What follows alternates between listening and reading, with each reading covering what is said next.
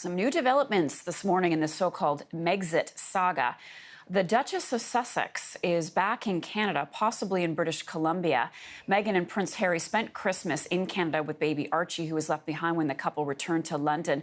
A spokeswoman says the Duchess came back to Canada to be with Archie, and of course, just days ago, the Duke and Duchess dropped the bombshell announcement that they're breaking away from their royal duties. That move has prompted the Queen and other senior royals to hold an emergency family meeting to find what is being called a workable solution. With more, I'm joined by CTV's royal commentator, Richard Berthelsen. Richard, good morning to you. So Meghan Markle, the Duchess of Sussex, reportedly back here in Canada, while Harry remains back in the UK to deal with the fallout from their announcement. Where do you think all of this stands this morning? How much of a rift has this caused? I think it's a massive rift, and it's, there are more and more reports are coming out from various quarters who claim to have access to information from various members of the royal family about the discussions in the past weeks and days leading up to this announcement. It's clear that there's a very significant rift. Obviously, Meghan and Harry deliberately chose to be away from Sandringham at Christmas to be able to prepare this announcement. This is not something that was decided on Monday of this week. There was a whole website developed, as we now know, whole bunch of ideas about how they would proceed going forward. And I'm sure, there was some discussions. I just think the palace and the members of the royal family, that is the Queen and the Prince of Wales and his own brother, Prince William, had no idea that an announcement of this type would be made before those discussions were finalized. And so now we're in a situation where one side has kind of put out how they see things going, and everyone else has to react to it in the public realm.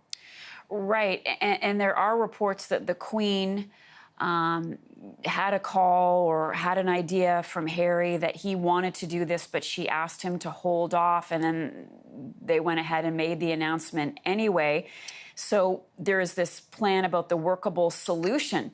What could that possibly look like? How do you be half in, half out of the royal family? Well, that's right. It's clear that Harry did speak with the Queen, and the Queen, deferred to Prince Charles to make this decision and to have these discussions, which really emphasizes the point we've been making over the past number of months that Prince Charles is fundamentally in charge. I don't know how we're going to see a real workable solution come out of this, because they're talking about creating a kind of a whole new category of royals. I would call them celebrity royals, people who have their feet one part in the royal family and one part in the world of celebrity, and they kind of follow their own beat rather than follow the public interest, which is what the royal family has always done. And so there's no end of issues that come out of this, not least of which is where they're going to live, how the Canadian government may feel about that, who's going to pay for it. The whole financial situation alone is very, very complicated, as the palace rightly pointed out. It's not entirely clear how that would work. And I think there's a lot of people who would be offended if they would be monetizing their titles, the symbols that are associated with them, and access to them, which is, not what the royal family does. And so that really raises a lot of issues. I expect there'll be some kind of compromise found to save face in the short term, but I think in the long term, it's going to be difficult for them to remain within the royal family in almost any capacity, given what they envision. Can you ever recall something like this happening before?